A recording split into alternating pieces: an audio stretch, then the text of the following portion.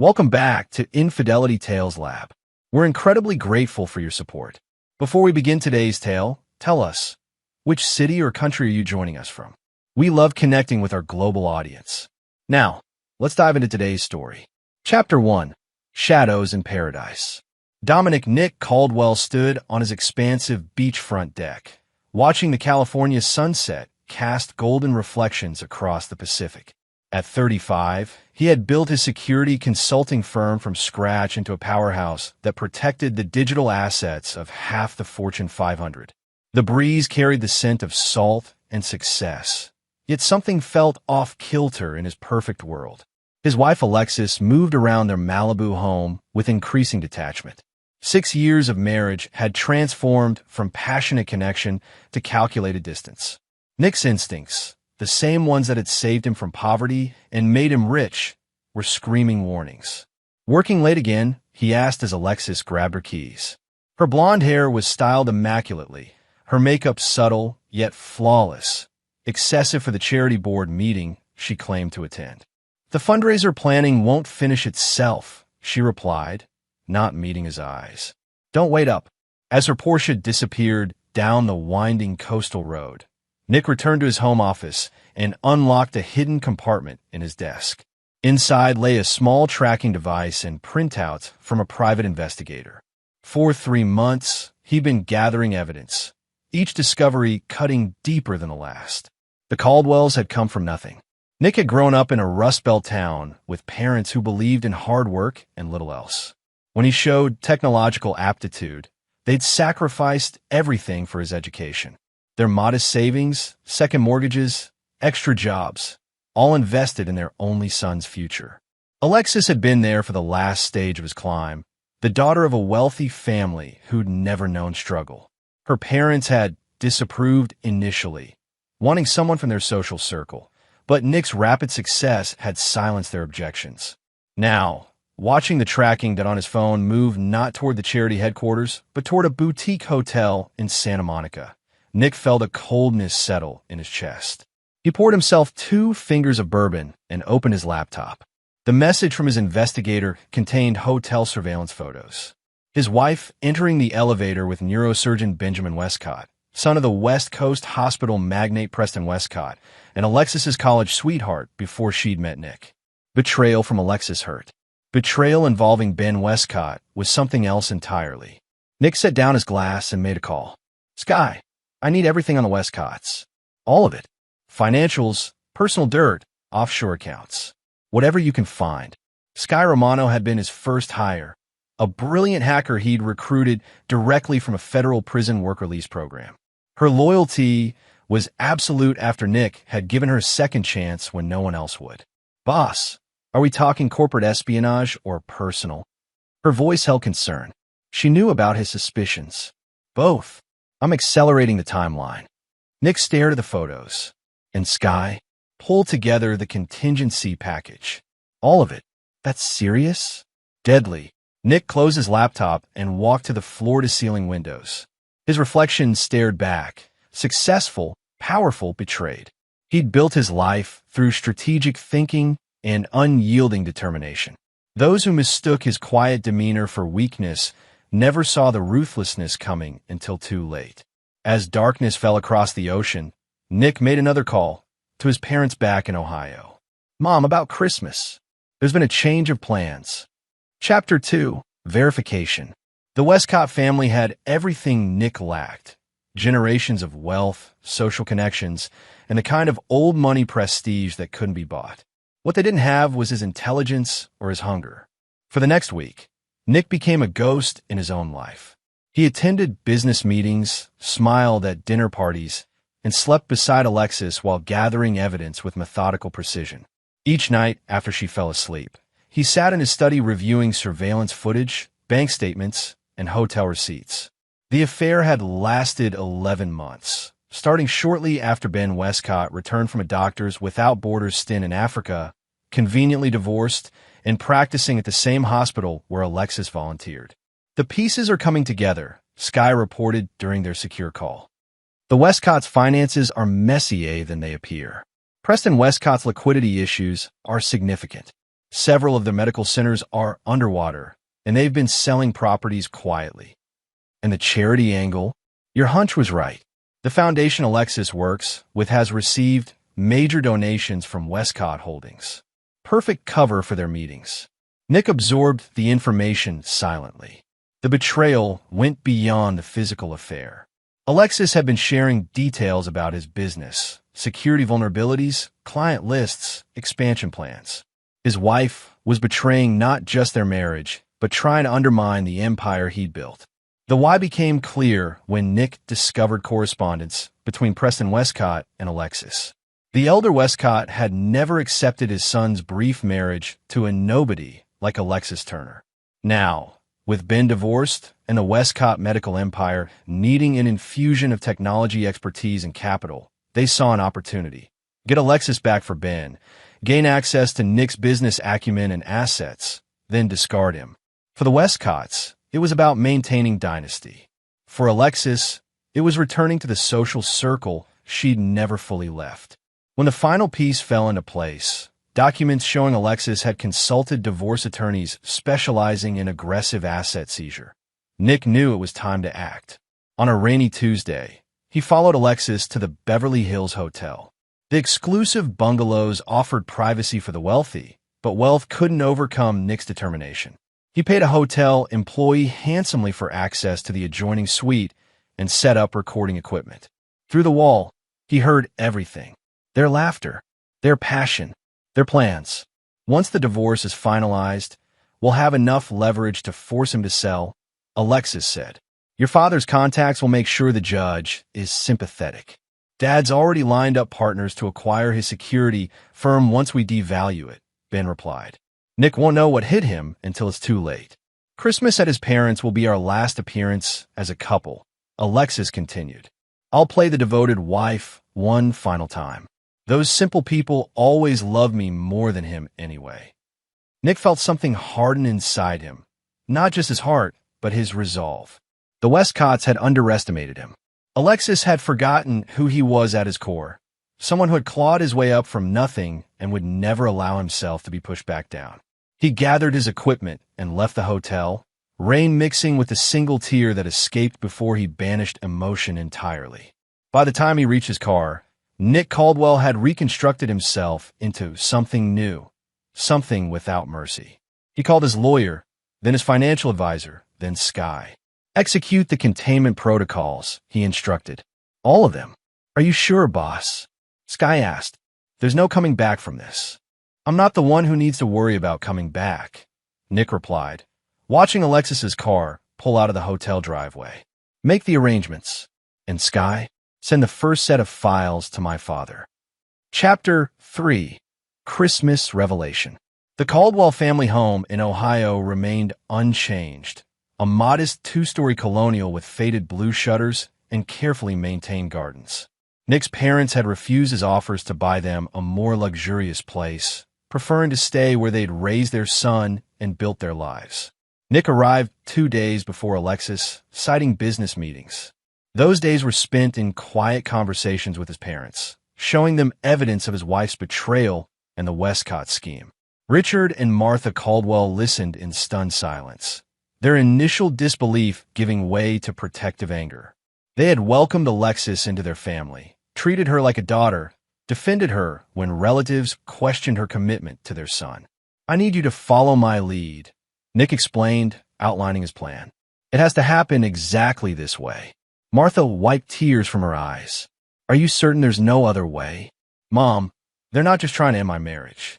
They want to destroy everything I've built, everything we sacrificed for. Nick held his mother's hands. Do you trust me? With everything, she answered, straightening her shoulders. The stage was set when Alexis arrived on Christmas Eve, playing the role of devoted wife perfectly. She embraced Nick's parents warmly, distributed expensive gifts, and recounted charitable works with practiced humility. Only Nick could see the calculation behind her smiles, the slight checking of her watch when she thought no one was looking. Christmas morning arrived with fresh snow and the scent of Martha's cinnamon rolls. The family gathered around the modestly decorated tree, exchanging gifts with careful ceremony. Nick watched Alexis open her presents with feigned delight while texting surreptitiously, undoubtedly updating Ben Westcott on her progress. After the main gift exchange, Martha disappeared into the kitchen, returning with a small box wrapped in silver paper. "Alexis, dear," she said with a smile that didn't reach her eyes. "Richard and I have one more special gift for you." Martha handed Alexis the box. Inside lay a single key attached to a keychain shaped like a house. "We bought her a house for starting a new life," Martha announced, her voice carrying unusual weight. "You'll understand someday, Nick." Confusion flickered across Alexis's face before she masked it with gratitude. "That's incredibly generous. I don't know what to say." "It's what you deserve," Richard added pointedly. Alexis glanced at Nick, clearly trying to assess whether this unexpected gift might derail her plans. He remained expressionless, taking a deliberate sip of coffee. "I have one more gift," Nick announced, reaching under the tree for a small envelope. "For Dad." Richard opened it carefully, removing a single piece of paper. As he read, the color drained from his face. "Is this real?" he asked, voice barely above a whisper. Nick nodded. "Every word." Alexis shifted uncomfortably. "What is it?" "Evidence," Richard replied coldly, passing the paper to Martha, whose expression hardened as she read. "Of what you and the Westcotts have been planning." The confusion on Alexis's face transformed to shock, then fear. "I don't know what you're talking about." Nick finally turned to face his wife fully. "The key isn't to a house, Alexis. It's to a safe deposit box containing copies of everything. The hotel recordings, your meetings with divorce attorneys, the conversations with Preston Westcott about dismantling my company." "You were investigating me?" Her voice rose with indignation that quickly withered under the collective Caldwell glare. "The key represents a choice," Nick continued calmly. "Walk away now with what you came into this marriage with, or fight me and lose everything, including your freedom. Corporate espionage carries significant penalties." Alexis's composure cracked. "You can't prove anything." Martha stood, suddenly seeming taller than her petite frame. "We've heard the recordings, dear, including your comments about us. These simple people who supposedly loved you more than our own son. The Westcotts miscalculated," Nick said, standing as well. "They thought my parents were sentimental fools who would pressure me to reconcile. They didn't realize that in this family, loyalty means everything." As the full implications dawned on Alexis, her face contorted with rage. "You think you've won? Ben's family has connections you can't imagine. They'll destroy you." Nick's smile was devoid of warmth. "Actually, I've just begun.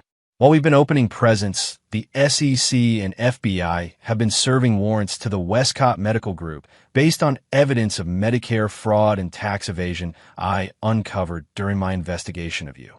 The blood drained from Alexis's face as she fumbled for her phone. The screen showed dozens of missed calls. "Your boyfriend's family empire is collapsing as we speak," Nick continued. "The house key is symbolic, Alexis. It represents the life you chose, one built on lies. What happens next depends entirely on you." Rising shakily, Alexis grabbed her coat. "This isn't over, Nick." "For us, it is," he replied. "Divorce papers will be delivered tomorrow. Sign them, disappear from my life, and you might salvage something. Fight me, and I'll make sure you and the Westcotts regret every moment of your betrayal." When the door slammed behind her, Martha placed a hand on her son's shoulder. "Are you okay?" Nick watched through the window as Alexis's car skidded down the snowy driveway. "I will be." What he didn't say was that the Christmas confrontation was merely the opening move in a game the Westcotts didn't yet realize they were playing. Alexis had been a pawn, important but ultimately sacrificial. The real targets were still enjoying their holiday champagne, unaware that their world was already burning. Chapter 4. Opening Salvos. The first strike against the Westcotts made national news 3 days after Christmas. Federal agents raided Westcott Memorial Hospital in Los Angeles, carting away servers and financial records while reporters captured Preston Westcott's stunned expression as he was escorted to a waiting car. Not in handcuffs, but clearly shaken. Nick watched the coverage from his Malibu home, Sky beside him monitoring social media reaction. They're calling it a routine compliance investigation, she reported. Westcott's people are spinning hard, claiming it's a misunderstanding. What about Benjamin? No public statement yet. He canceled all surgeries for the week, citing personal reasons. Nick nodded, satisfied with the initial chaos. The evidence he'd provided to authorities through anonymous channels was damning, but largely circumstantial. Enough for search warrants and uncomfortable questions, but not necessarily prosecutions. The legal action was a distraction, designed to destabilize while he implemented his real strategy. Their stock is already down 12%, Sky added. Just on the uncertainty, the buzzing of Nick's phone interrupted their discussion. The caller ID showed Alexis's attorney, a predictably aggressive litigator from a top Beverly Hills firm. Mr. Caldwell, my client rejects your proposed settlement terms. We'll be filing for an equitable division of all marital assets, including your company holdings. Nick's laugh was genuine. Tell your client to check her prenuptial agreement. Prenuptials can be invalidated under certain conditions, such as infidelity with documented corporate espionage. Interesting strategy, Nick replied. I look forward to discovery, where I'll be forced to submit all evidence of your client's activities to the court record. I'm sure the Westcotts will appreciate their personal communications becoming public while they're under federal investigation. The attorney's hesitation was audible. We should discuss this further. My terms are non-negotiable and expire in 48 hours. After that, I release everything. When the call ended, Sky raised an eyebrow. You think she'll fold? Alexis isn't the fighter she thinks she is, Nick replied. She wants luxury and status, not legal battles and public humiliation. The following day proved him right. Alexis signed the divorce agreement, relinquishing all claims to Nick's business and assets in exchange for a modest settlement that would maintain her lifestyle temporarily, long enough for her to secure another wealthy patron if the Westcotts abandoned her. But the Westcotts weren't going down quietly. That evening, Nick's primary banking partner called, voice tight with concern. Nick, I don't know what's happening, but Preston Westcott just withdrew his foundation's support from our annual charity gala and suggested other donors do the same if we continue our relationship with your firm. Similar calls followed, clients reporting pressure, partners expressing concerns about association. The Westcotts were leveraging their social capital against him, a predictable countermove. They're hitting your reputation, Sky observed, tracking the sudden appearance of negative reviews and vague accusations across business forums. Standard character assassination playbook. Nick remained unperturbed. Let them waste resources on traditional tactics. Execute Phase 2. Phase 2 began with a series of anonymous tips to financial journalists about the Westcott family's overextended investments and cash flow problems. Nick's team had identified 7 major Westcott properties with underwater mortgages and arranged for the loans to be quietly purchased by shell companies he controlled. Simultaneously, he made a single phone call to Preston Westcott's primary competitor in the hospital business, Riker Healthcare. Mr. Riker, how would you like exclusive access to the most advanced security system in healthcare, along with detailed intelligence on Westcott vulnerabilities? 2 days later, the announcement of a strategic partnership between Caldwell Security and Riker Healthcare sent shockwaves through the medical industry. The Westcotts, who had rejected Nick's previous overtures in favor of their plan to acquire his company post-divorce, now faced their largest competitor armed with his expertise. The counterattack intensified when Benjamin Westcott discovered he'd been removed from the staff rotation at his hospital following anonymous complaints about his conduct with female patients. Complaints Nick had carefully curated from legitimate grievances that had previously been suppressed by Westcott influence. That night, a furious Ben confronted Nick outside his office building.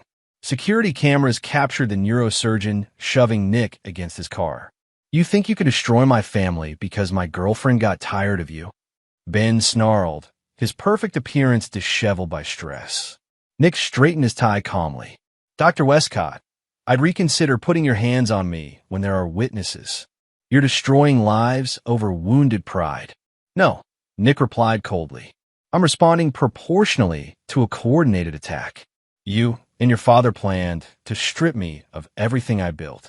Alexis was just your entry point. Ben's expression flickered with surprise before hardening again. This isn't over. My family has survived worse than you. Has it? Nick stepped closer. Your father's generation built something from nothing. You inherited privilege without understanding its foundation. That's why you lose everything while I keep building. As security approached, Ben backed away. Watch your back, Caldwell. Not everything can be protected by your systems. Nick smiled. That sounded remarkably like a threat, Doctor. Perhaps I should add it to the file. When Ben stormed off, Nick's phone buzzed with a message from Sky. They just discovered the loans. Moving to Phase 3. Not yet, Nick replied. They need to feel truly desperate first. Chapter 5. Desperate Measures. The Westcott family's annual charity gala had been a cornerstone of Los Angeles high society for decades. This year, however, Preston Westcott found himself making uncomfortable calls to longtime supporters, explaining the scaled-back event. Just temporary cash flow issues, he assured them, his once commanding voice now carrying an edge of strain. These federal inquiries are baseless distractions. What Preston couldn't explain was why 4 major hospitals in his network had suddenly experienced catastrophic IT failures, why key physicians were receiving better offers from competitors, or why banks were suddenly calling in loans that had previously been extended with handshakes. Nick observed the disintegration from a calculated distance, his own company thriving with new partnerships and innovations. When Riker Healthcare announced plans to acquire 3 struggling Westcott facilities, industry analysts cited systematic mismanagement as the cause of the Westcott decline. What no one outside Nick's inner circle understood was how deliberately orchestrated each setback had been. They're selling their Aspen property, Sky reported during their weekly update. Below market value, cash sale. Nick nodded. And Benjamin? His privileges have been suspended at 2 more hospitals pending reviews. The medical board is now involved. The pressure was building exactly as planned, forcing the Westcotts toward increasingly desperate countermeasures. When Nick's home security system detected an intrusion attempt, he wasn't surprised, merely disappointed by the amateurish approach. The real blow came when Preston Westcott arranged a meeting with Senator Howard Prescott, chair of the Cybersecurity Subcommittee and a longtime friend. 3 days later, Nick received notice that his company was under investigation for potential security violations related to government contracts. They're using regulatory harassment, Nick told his executive team, convened for an emergency meeting. Classic move when direct attacks fail. This could freeze our federal contracts, his CFO warned. The timing couldn't be worse with the Singapore expansion. Nick remained impassive. I anticipated this. We've maintained perfect compliance precisely because I expected someone would try this angle eventually. What he didn't share was that Senator Prescott's son had once approached Caldwell Security with a proposal to compromise client data for political leverage, an overture Nick had documented meticulously before rejecting. That insurance policy was about to become useful. Meanwhile, Alexis reemerged, her calculated silence broken by a tearful interview with a sympathetic journalist claiming emotional abuse and control throughout their marriage. The story painted Nick as a paranoid, ruthless businessman who had fabricated her affair to justify his cruelty. The Westcotts had finally discovered his one vulnerability, public perception. While Nick could fight financial and legal battles with cold precision, character assassination required a different approach. That evening, as negative headlines multiplied and clients called with concerns, Nick received an unexpected visitor at his home. Martha Caldwell stood on his doorstep, determination etched on her weathered face. "Mom, what are you doing in California?" She brushed past him, setting down her sensible luggage. "Did you think I'd let that woman drag your name through the mud without a response?" Nick nearly smiled. "I can handle Alexis." "Not like a mother can," Martha replied, pulling a folder from her purse. "I brought every letter, every card, every gift she ever sent us, including the ones where she complained about you working too hard while asking for money for her charity projects. I've also brought her college roommate Leslie, who's staying at a hotel nearby and has quite a different perspective on Alexis's character." Nick's momentary surprise gave way to appreciation for his mother's strategic thinking. "You've been planning this?" "Of course," Martha said briskly. "Your father and I didn't build our life by being passive when our family is threatened. Now, call that reporter who interviewed her." A mother's perspective makes compelling counter-narrative. Martha's interview, coupled with supporting documentation and testimony from Alexis's former friends, effectively neutralized the sympathy campaign. The narrative shifted from Nick as controlling husband to Nick as victim of opportunism, a storyline the business community found far more palatable. The Westcotts, increasingly desperate, escalated further. Benjamin confronted Nick at a medical technology conference, creating a scene that required security intervention. Preston attempted to leverage old connections to interfere with Caldwell Security's international licensing. Most alarmingly, Nick's head of physical security intercepted a private investigator attempting to plant listening devices in his home office, a felony that traced back to a shell company with Westcott connections. "They're getting reckless," Sky observed. "Dangerous." "Good," Nick replied. Desperation leads to mistakes. The breaking point came when Preston Westcott, facing imminent financial collapse, attempted a last desperate gambit. He approached one of Nick's largest clients with evidence of supposed security vulnerabilities in Caldwell systems, fabricated proof that personal data was being compromised. The client, following established security protocols, immediately alerted Nick. "They've crossed the final line," Nick told Sky after reviewing the falsified documents. Begin Phase 3. Chapter 6, Crossroads. 3 months after Christmas, Preston Westcott received a call from his bank. The remaining loans on his medical buildings, loans he thought were held by different financial institutions, had all been acquired by a single entity, Monarch Holdings. They're demanding immediate repayment of $87 million, his financial advisor explained, voice tight with stress. All of it, across all properties due in 15 days. That's impossible. These loans have years left on their terms. The terms include acceleration clauses in case of default on any single property, the advisor replied. And you missed payments on the Santa Barbara facility last month. Preston felt cold sweat forming at his temples.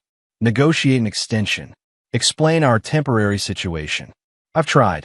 They're not interested in negotiation. They specifically said to inform you that terms are non-negotiable. The phrase struck Preston like a physical blow, the exact words Nick Caldwell had used regarding Alexis's divorce settlement. With sinking certainty, he realized who controlled Monarch Holdings.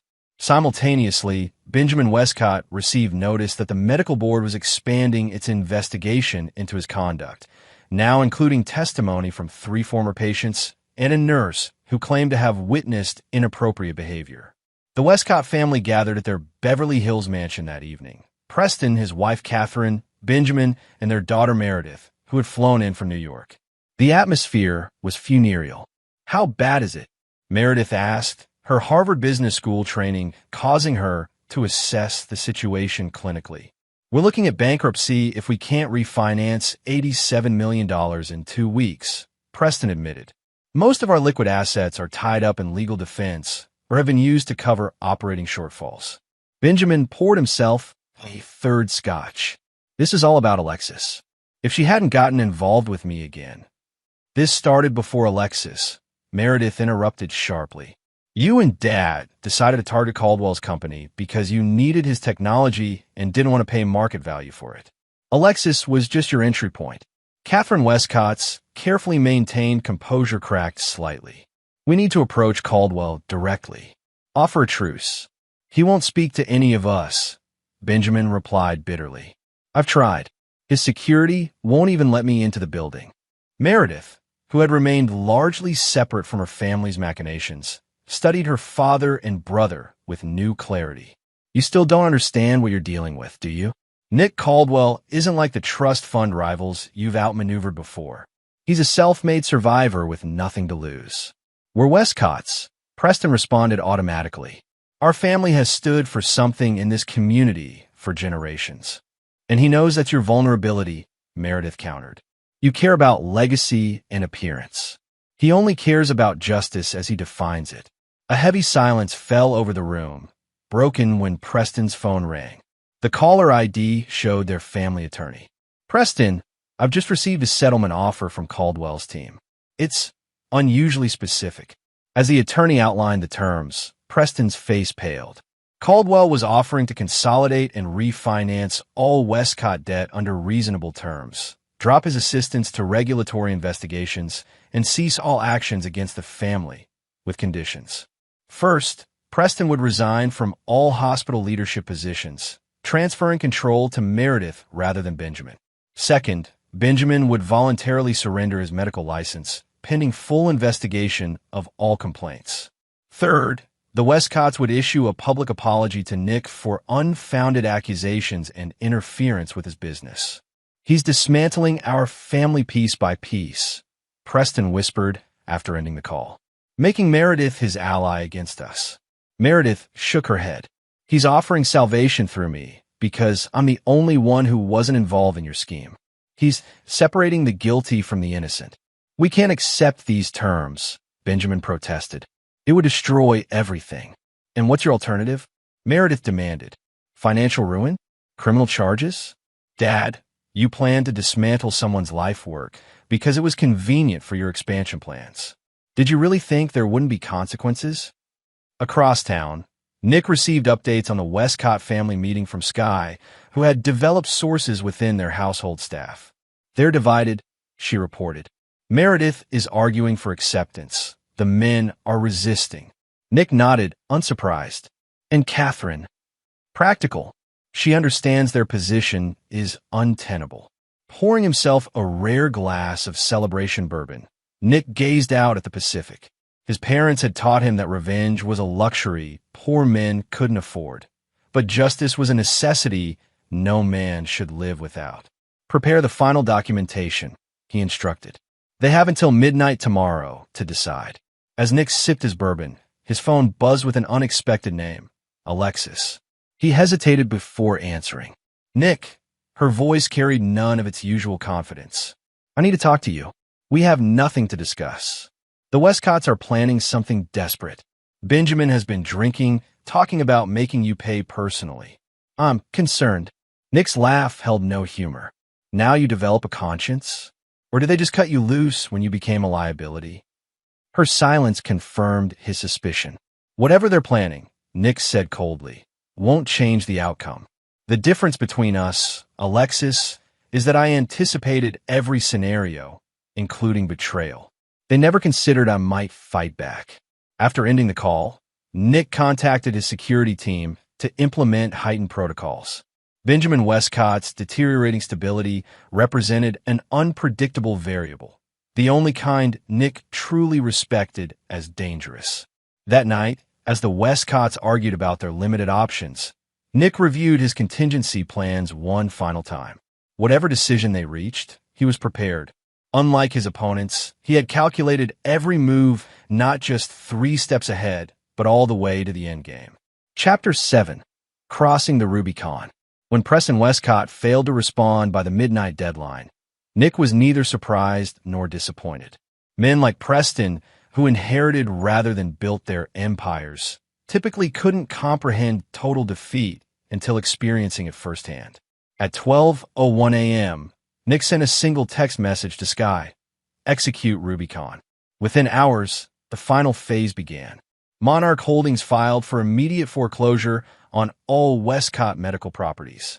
Simultaneously, digital evidence of Preston's involvement in Medicare billing fraud, evidence Nick had been withholding, was anonymously delivered to federal prosecutors, removing any chance of the investigation being dismissed as a misunderstanding. By morning, trading of Westcott healthcare stock was temporarily suspended due to volatility. By afternoon, the board of directors called an emergency session to discuss Preston's removal. Nick monitored these developments from his office, his attention divided between the Westcott's implosion and a potential security threat. Alexis's warning about Benjamin, while self-serving, aligned with risk assessments from his security team. Benjamin had missed his last 2 medical board hearings, withdrawn large amounts of cash, and stopped using his cell phone, behavioral red flags suggesting a man preparing to take drastic action.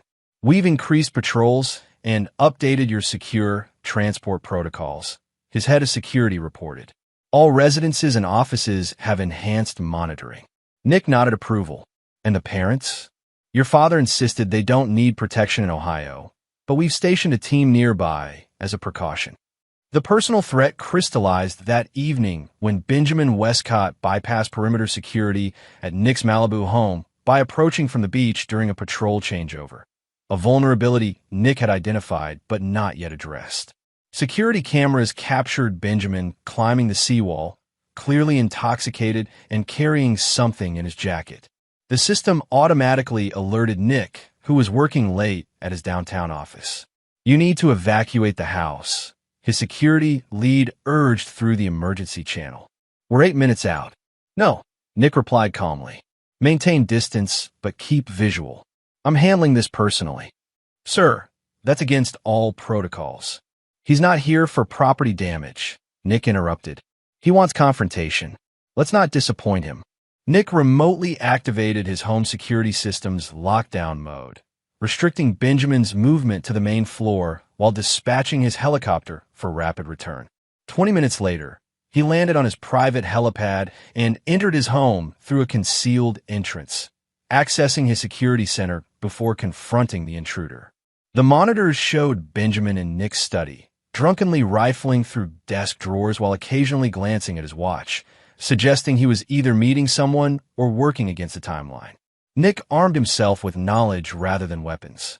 The thermal imaging showed an object in Benjamin's jacket consistent with a handgun, expected but concerning, and his erratic movements suggested extreme emotional distress or intoxication. When Nick entered the study, Benjamin whirled around, momentarily startled before recovering with a bitter laugh. Finally facing me directly, Caldwell. He pulled the gun from his jacket, aiming it unsteadily. No hiding behind lawyers and corporate maneuvers. Nick remained in the doorway, hands visible. Breaking into someone's home with a weapon carries serious consequences, Benjamin. Even for Westcott. Consequences? Benjamin's laugh verged on hysteria. You've already destroyed everything. My career, my family's legacy. All because you couldn't accept that Alexis preferred me. This was never about Alexis, Nick replied evenly. This was about your family's attempt to dismantle what I built. Alexis was merely your accomplice. Benjamin's hand shook slightly. My father had the right approach. People like you, from nowhere, with nothing, need to understand your place. And where exactly is my place in your worldview? Serving families like mine, Benjamin snarled. Providing your skills and innovations for our benefit. Grateful for the opportunity. Not building competing empires. Nick studied the man before him.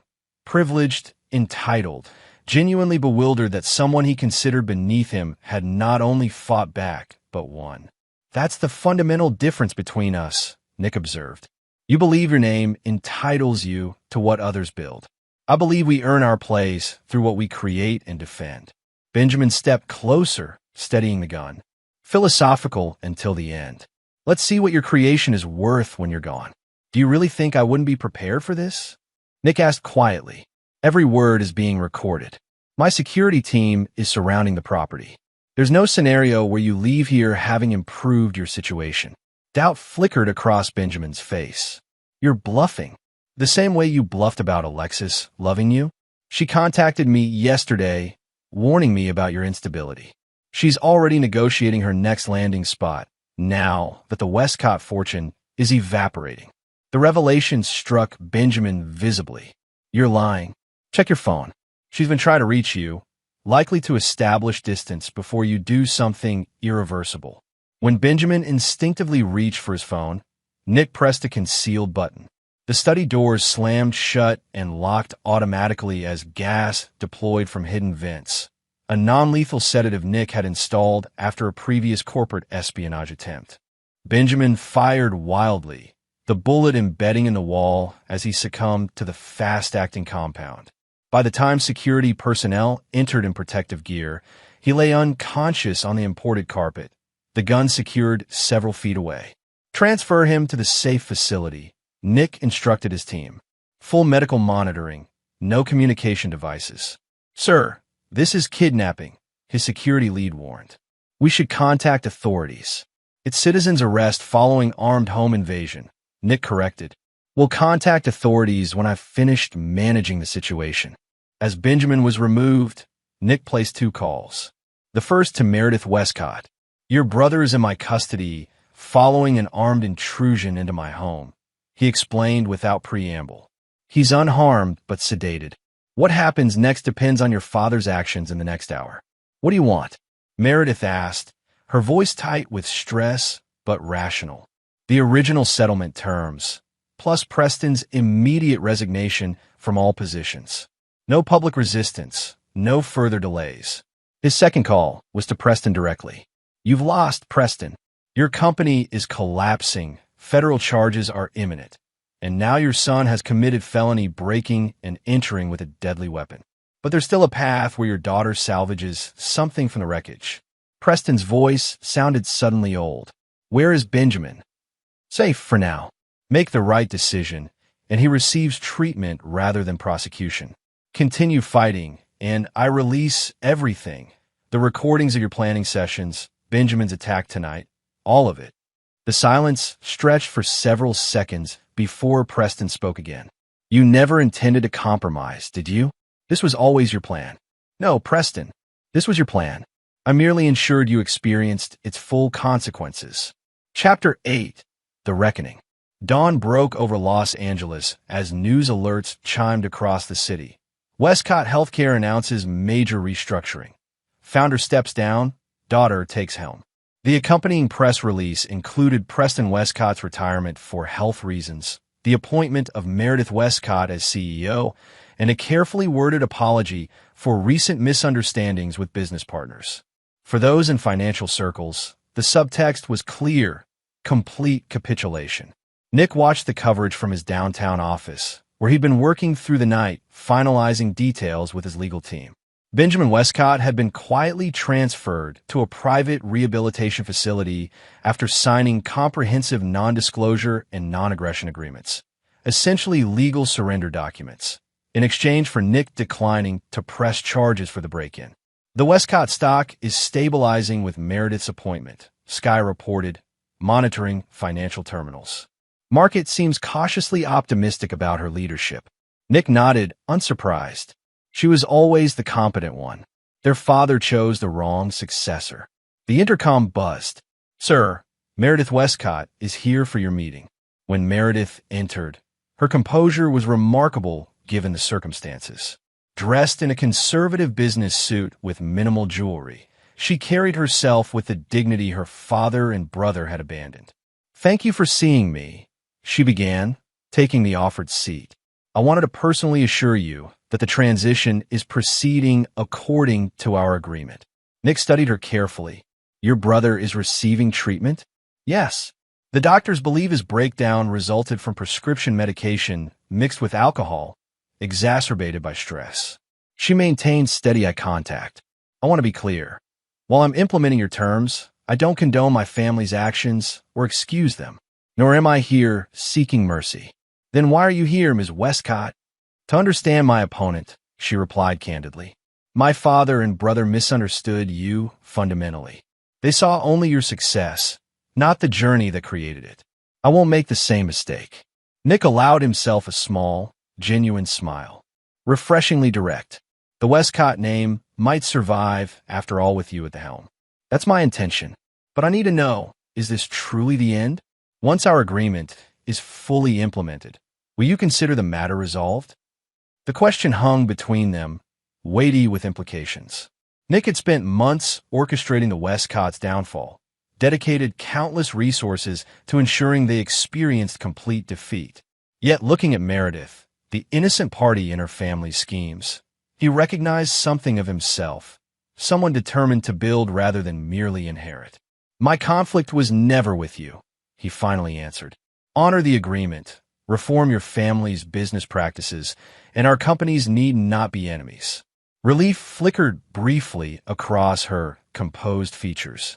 And what of Alexis? She's irrelevant to our arrangement. Meredith nodded, understanding the dismissal in his tone. She's contacted me 3 times since yesterday. Apparently, She's very concerned about Benjamin's well-being now that her other options have evaporated. Nick's expression revealed nothing, but internally, he felt the last emotional tether to his former wife dissolve. Her concern comes remarkably late, as Meredith departed with formal handshakes and carefully worded commitments. Nick turned his attention to the final piece of unfinished business. Alexis had been notably absent from recent events, attempting to distance herself from the Westcott's implosion while undoubtedly seeking new opportunities. His phone showed 7 missed calls from her since Benjamin's apprehension. He had no intention of returning them. Instead, he called his mother. "It's finished, Mom," he said when she answered. "They've accepted all terms." Martha Caldwell's sigh carried both relief and lingering anger. "And you? Are you finished too?" The question penetrated deeper than she likely intended. Nick had achieved his objective. The Westcotts neutralized, his company secure, his betrayers facing consequences proportional to their actions. Yet victory felt hollow without something to build toward. "I've been so focused on responding to their attack that I haven't considered what comes next," he admitted. "Then it's time you did," Martha replied pragmatically. "Revenge sustains you through the fight, Nick, but it can't nourish a life afterward." After ending the call, Nick stood at his office windows overlooking the city he'd conquered through intelligence and determination. For months, his purpose had been singular: ensure the Westcotts and Alexis paid for their betrayal. With that accomplished, an unfamiliar emptiness stretched before him. Sky interrupted his reflection. "Final reports are in. All Westcott assets have been transferred according to agreement. Preston's resignation is official, and Benjamin has checked into treatment. The digital surveillance confirms Alexis has vacated her temporary housing and appears to be leaving the state. Where to? New York, according to her ticket purchases and hotel reservation. She's apparently pursuing reconnection with a college friend with banking connections." Nick nodded, unsurprised that Alexis was already seeking her next opportunity. "Maintain passive monitoring only. She's no longer a priority." For the first time in months, Nick left the office early, driving the coastal highway with no particular destination. The setting sun cast long shadows across the Pacific, reminding him of evenings before betrayal had consumed his focus. When his phone rang with Alexis's number again, he finally answered. "What do you want, Alexis?" Her voice carried practiced vulnerability. "Nick, please, you've won. Everything's been destroyed. The Westcotts, my reputation, my future here. Isn't that enough?" "Was it ever about winning for you?" he asked, genuine curiosity tempering his coldness. "Or simply about upgrading to what you perceived as a better option?" "It wasn't that simple," she protested. "Ben and I had history. His family pressured both of us. Things got complicated." "No," Nick interrupted. "They really didn't. You made choices knowing the consequences they would have for me. The complexity is an excuse you've created to justify betrayal." The silence stretched between them before Alexis spoke again, her voice hardening slightly. "So that's it? No possibility of forgiveness? No acknowledgement that people make mistakes?" "Forgiveness requires repentance, Alexis. You're only sorry about the outcome, not your actions." Nick pulled his car over at a scenic overlook, watching waves crash against the cliffs below. "But I'm grateful. Grateful." Confusion colored her voice. "Your betrayal revealed truths I needed to understand about you, about the world I've built in, about myself. I won't forgive you, but I no longer need to punish you either. Your life is your own now.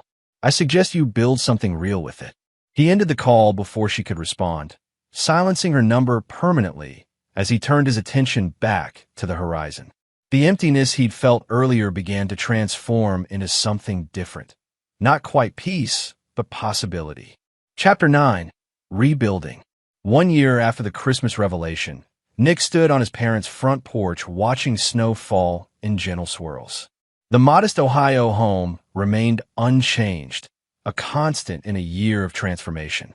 Inside, his mother arranged fresh-baked cookies on a holiday platter while his father tended the fireplace. Neither mentioned the previous Christmas's dramatics. They had collectively decided that particular tradition need not be repeated. The expansion in Singapore exceeded projections, Nick explained as they settled into the living room. And the new cybersecurity division has government contracts through 2027.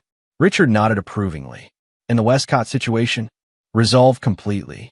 Meredith has restructured their organization into something respectable. Preston retired to their Arizona property. Benjamin completed treatment and moved to Europe to practice medicine under supervision. And Alexis? Martha asked carefully. Nick shrugged. Working at an investment firm in Manhattan, according to Sky's last report. Dating a hedge fund manager. Apparently happy. What he didn't add was that he no longer required these reports. Monitoring Alexis had become irrelevant to his life, an unnecessary connection to a chapter he'd closed. The conversation shifted to local news and family matters, comfortable in its normality. Later, after his parents had retired for the evening, Nick sat alone by the Christmas tree, reflecting on the year's journey from betrayal to resolution. The ruthlessness that had driven his response to the Westcott's attack remained within him, a capacity for calculated retribution that had surprised even those who knew him best. But it no longer dominated his thinking or planning. His phone buzzed with a message from Sky. Meredith Westcott reached out. Proposed collaboration on the hospital security initiative. Worth considering. A year ago, partnership with anyone named Westcott would have been unthinkable. Now, Nick recognized the strategic value and appreciated the symmetry of rebuilding something positive from conflict's ashes. Set up a meeting for January, he replied. Neutral location. As he set down his phone, Nick noticed a small package under the tree that hadn't been there earlier. The tag read simply, "To remind you what matters." Mom and Dad. Inside lay a framed photograph he'd never seen before. Himself at age 10, standing proudly beside a science fair project that had won first place. His parents flanked him, their expressions radiating unconditional pride and support. Alongside the photo was a handwritten note in his father's angular script. You've proven you can survive any betrayal and defeat any enemy. Now prove you can build a life worthy of survival. Love always, Dad. Nick placed the frame carefully on the mantel, positioning it where the firelight illuminated the faces of his younger self and parents. The bitter satisfaction of revenge had sustained him through months of calculated warfare against those who had tried to destroy him. His enemies had learned a painful lesson about underestimating someone they consider beneath them. But his parents' gift reminded him of a fundamental truth. Destruction, however justified, ultimately created nothing.